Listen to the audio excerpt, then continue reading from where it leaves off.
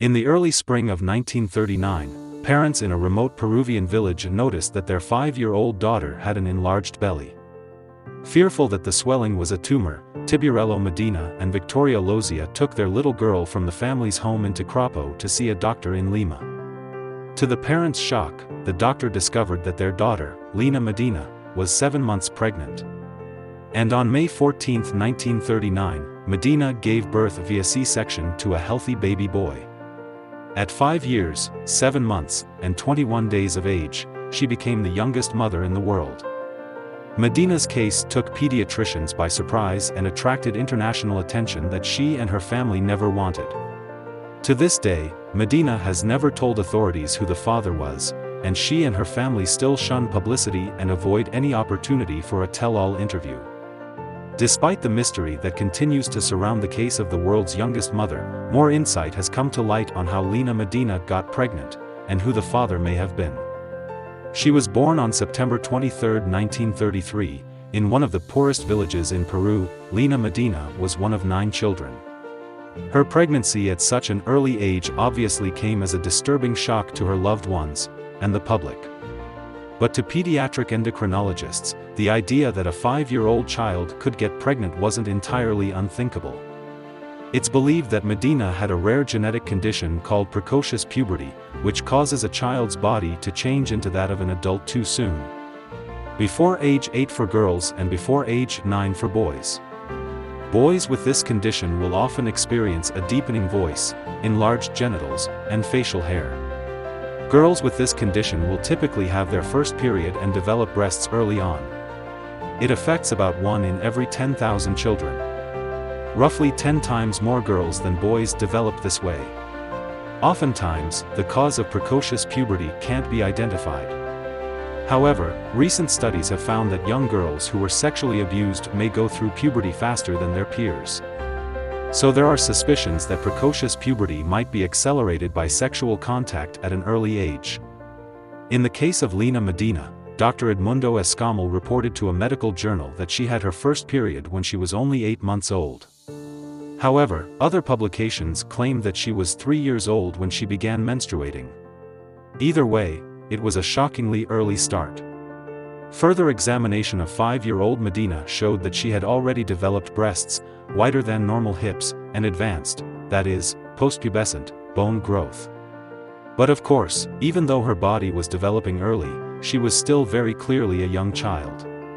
Precocious puberty partially explains how Lina Medina got pregnant. But of course, it doesn't explain everything. After all, somebody else had to get her pregnant. And sadly, given the 100,000 to 1 odds against it, that person probably wasn't a little boy with the same condition that she had. Medina never told her doctors or the authorities who the father was or the circumstances of the assault that led to her pregnancy. But due to her young age, she might not have even known herself.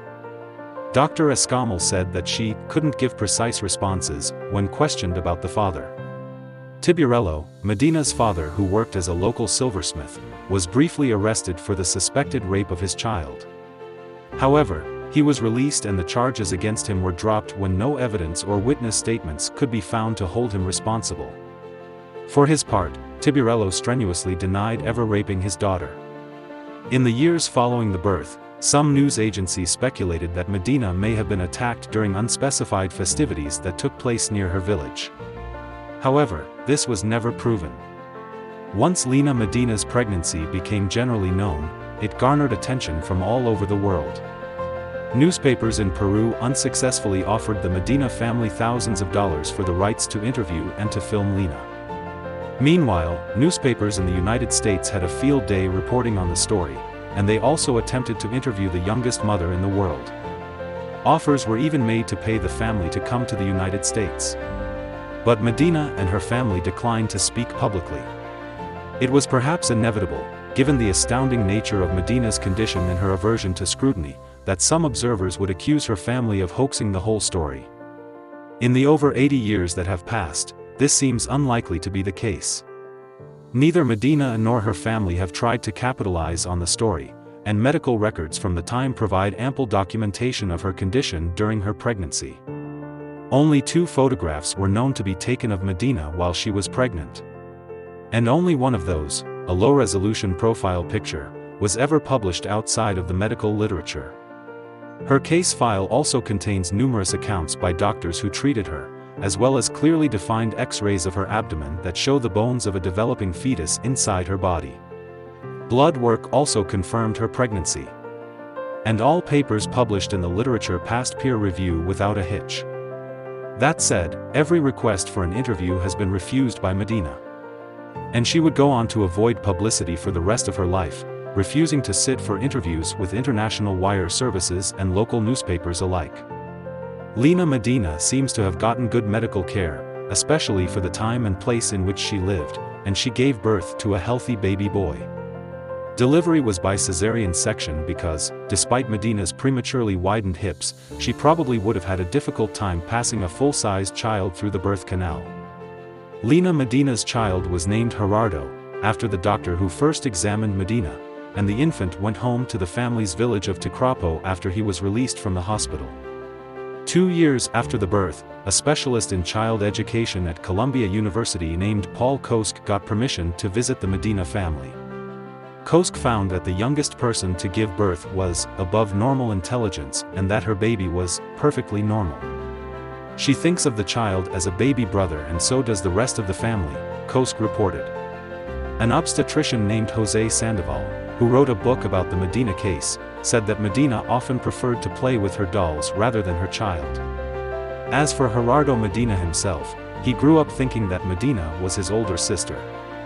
He found out the truth when he was about 10. While Gerardo Medina was healthy for most of his life, he sadly ended up dying relatively young at age 40 in 1979. The cause of death was bone disease.